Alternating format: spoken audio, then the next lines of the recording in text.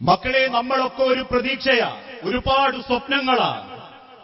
ജന്മം തന്ന മാതാപിതാക്കളുടെ, ഇപ്പോഴും നിങ്ങളെ സ്നേഹിക്കുന്ന കുടുംബക്കാരുടെ, ഇപ്പോഴും നിങ്ങൾക്ക് വേണ്ടി പ്രാർത്ഥിച്ചുകൊണ്ടിരിക്കുന്ന മാതാപിതാക്കളുടെ കരുതലുകളാണ് നിങ്ങൾ ഓരോരുത്തരും. 1000 സ്വപ്നങ്ങളുടെ.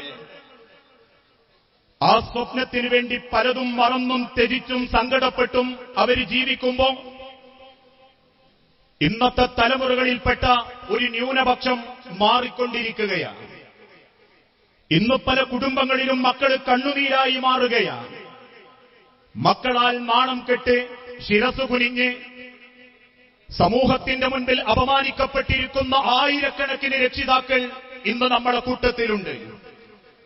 ജന്മം തന്ന മാതാവിനെ പെറ്റ വയറിന്റെ നോവ് പോലും അറിയാതെ കോടതി വരാന്തകളിൽ കാമുകന്മാർക്ക് വേണ്ടി മാതാവിന്റെ മുഖത്തടിച്ച സംസാരവുമായി തിരിച്ചു പോകുന്ന പെൺമക്കൾ, ആൺമക്കൾ, എന്റെ ഉമ്മയാണതെന്ന് പറയാൻ പുച്ഛം തോന്നുന്ന പെൺമക്കൾ, ആൺമക്കൾ, ചുക്കിച്ചുളിഞ്ഞ ശരീരവുമായി മകളുടെ PTA കമ്മിറ്റിക്ക് വേണ്ടി സ്കൂളിൽ വന്ന് മകളോടൊന്ന് സലാം പറഞ്ഞ് തിരിച്ചിറങ്ങിപ്പോകുമ്പോ സലഫി പർദയുടെ മഫ്തയുടെ ഉള്ളിൽ മെലിഞ്ഞൊട്ടിയ കയ്യുമായി തിരിച്ചു നീങ്ങുന്ന മാതാവിനെ ചൂണ്ടി കൂട്ടുകാരികൾ ചോദിക്കുമ്പോ അതെന്റെ വീട്ടിലെ ഒരു പെണ്ണ്, എന്റെ കുടുംബത്തിലെ ഒരു താത്ത എന്ന് പറയുന്ന മാനസികാവസ്ഥയിലേക്ക് പല മക്കളും മാറിക്കൊണ്ടിരിക്കുന്നു.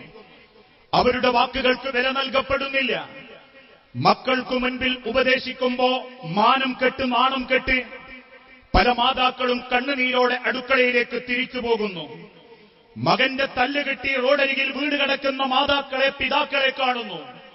സ്വന്തം മകനാൽ ക്രൂരമായി പീഡിപ്പിക്കപ്പെടുകയും അവസാനം എന്റെ വാപ്പയാണ് എന്ന് പരിചയപ്പെടുത്താൻ പോലും മക്കൾക്ക് മടിയായിക്കൊണ്ടിരിക്കുന്ന ഒരു കാലഘട്ടം.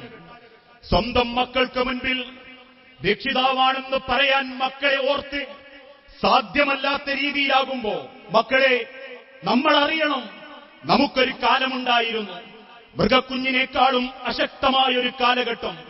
ലോകത്തിന്നുവരെ ജനിച്ചു വീണ ഒരു പശുക്കുട്ടിയെ തള്ളപ്പശു മാറോടടുപ്പിച്ചിട്ടില്ല. ലോകത്തിന്നുവരെ ലോകത്തേക്ക് ജനിക്കപ്പെട്ട ഒരു മൃഗത്തിന്റെയും മക്കളെ അമ്മിഞ്ഞപ്പാലൂട്ടാൻ വേണ്ടി കയ്യിലെടുത്ത് നടക്കേണ്ടി വന്നിട്ടില്ല. ലോകത്തിന്നുവരെ ഒരു തന്റെ കോഴിക്കുഞ്ഞിനെ നടക്കാൻ പഠിപ്പിച്ചിട്ടില്ല.